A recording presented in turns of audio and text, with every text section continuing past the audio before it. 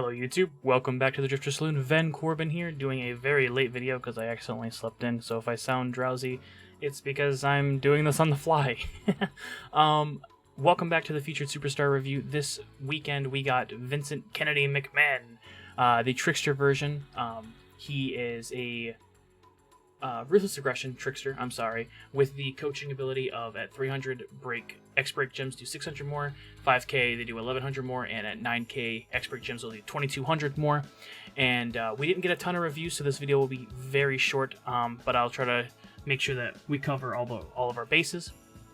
That being said, of course, we do this as a for fun project, so while I would very highly recommend going to the description and following everybody that is down there, as those content creators took time to add their opinion to this wonderful project, but please don't send any sort of hate their way. Of course, like I said, this is a for fun project. Alright, I'm stumbling over my own words. Let's jump into this. And of course, starting us off is 2Bob with a wonderful review of Vincent Kennedy McMahon. Is a one-of-a-kind individual and gets a one-of-a-kind card. Most people slept on him.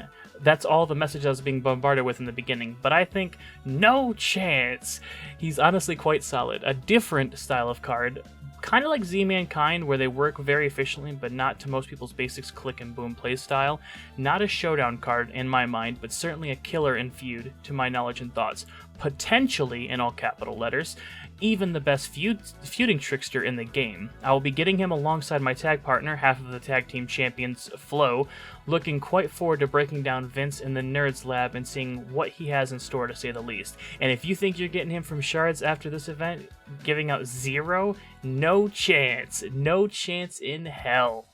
All capital letters, lots of exclamation points, very exciting. Thank you, 2Bob. Goldie chimes in next saying, plays similarly to botch gems in the sense that you can place loot gems strategically on the gem board during the pin, so your opponent can only match those for 2 to 4 damage per turn. Fun to weave the loot boxes and trap gems together on the board too, so the opponent basically murders themselves turn 1. And that was actually one of my favorite things about watching the gameplays too, is I thought that was kind of interesting. So I agree with Goldie there. J-Man says, once again, Scopely continues the trend of having really strong paid characters at the end of the month. I know people will say, but he's a Ruthless Aggression Trickster, and I have King Booker. Okay, fair point. So is Vince better than Booker? I think they're pretty close, but Vince brings a lot of builds to the table. Good. So pros, I think is what J-Man's saying, is fantastic traps with a bunch of choose moves. The trap moves can actually deal positive damage and heal your pin bar on a pin. Combo that with loot boxes acting as botch gems, and it's damn hard to kick out. Great damage from the purple 3 traps too. The cons would be coaching ability is very situational. Choose moves slow down gameplay and requires good gem placement, which will no doubt irritate impatient or fast players. Still a great card, not quite worthy of a super high score, as his coaching ability is lacking and he needs a very rare strap. Sheik's up next. Sheik says, Vince is a really neat addition to the WWE Champions roster, and I'm really interested to see what people like Godflow create with his movesets once they get him after this weekend. So, even people who don't know that Flo's getting this card. So, congrats to Flo and 2Bob if they actually did pick him up this weekend.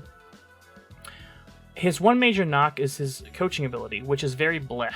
I don't know why there isn't +2 or +3 X-Break gem generation. The closest is Zombie Kane, which does +25 damage and +1. Most users that chuck those out don't make more than like 4 to 5 anyways. Instead of 2200 damage, I would have done X flat or % damage and the +2 or +3 move generation, as it makes him better coach without breaking any characters. Even if you double up with Zombie Kane. And I agree with Sheik there, yeah. It would have been nice if it was a gem turner as well. Sapper chimes up saying, his double black and purple finisher is absolutely filthy. Imagine all the TNM streamers saying he isn't any good to the world and then going hard for him in the event. Sus. Other than that build, I didn't see anything that my legally prescribed pain medicated brain could put together. Milo says hi. Hi, Milo.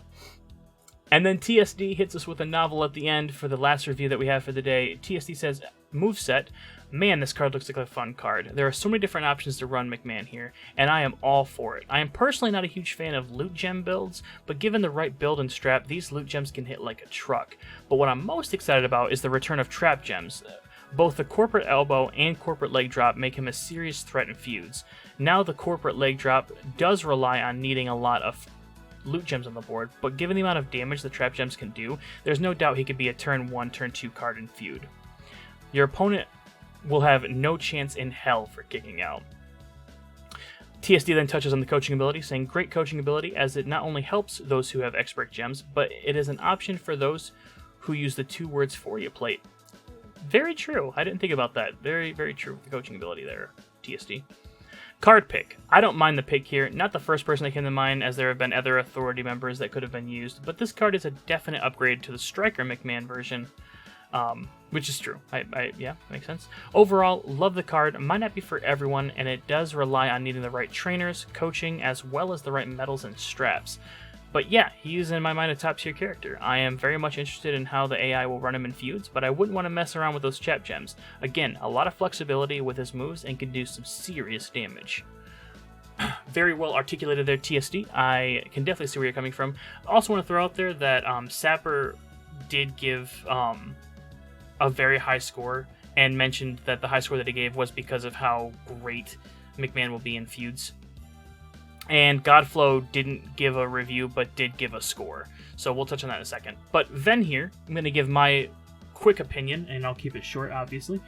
But I think McMahon was a okay character. I'm very excited to see him. I unfortunately couldn't get him. I was very busy this weekend, so much so that I was exhausted all weekend. So I do apologize for no stream on Saturday, if anyone was curious.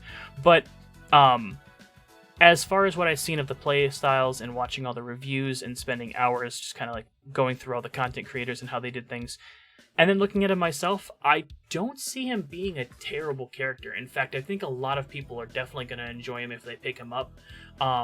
Not something that, like, I love trap gems. I actually use them quite efficiently. I just don't know if I would have been able to play him very well. So until I get him, I'm going to put my score at where it's at and kind of go from there. I also did kind of notice that he needs a very unique strap as well. I'm not sure who said that. I think it was J-Man. But Ruthless Aggression, Trickster strap, that's very hard to land. So luckily the one we got for Booker was from the MLC. But with all that put aside, we have the scores that I would like to throw up on screen right now. Maybe, if I can figure out where... Oh, I have to scroll down. Okay. I'm sorry. Like I said, I'm very tired. Alright, so we have an 8.5, a 9, 7, 9, 8.5, 10, 9, and 8. We had quite a few people who were not able to contribute their scores this week. Perfectly okay. I understand that sometimes that happens. Not a big deal. Putting McMahon at an 8.6, so he's going to be basically a tier 1, tier 1.5-ish area. If you got him, you should be super happy, and hopefully, you know, he's going to be a very good asset to your roster as a whole. I will say that the retro score of the week goes to Goldie, because no one really else... We didn't have a lot of other people do scores this week. I think this is Goldie's first retro score of the week. And then we have the Merrick score, which isn't even the Merrick score anymore, because Merrick doesn't even do the 10s anymore. I believe this is Sapper's first 10, however. So that's very cool. We got to see around a 7 to a 10, so... But all within that range. A lot of people who did the content creation and looked at him definitely give him the rating around between 8 and 10.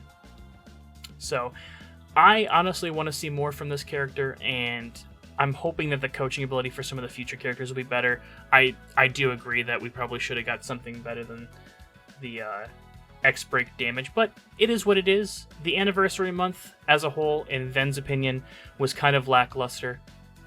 Compared to last year with Snoop Dogg and the amount of health packs and everything else, they went all in on the 4th year, but the 5th year anniversary wasn't as strong. I know that I'm tangenting here, but it's just my opinion.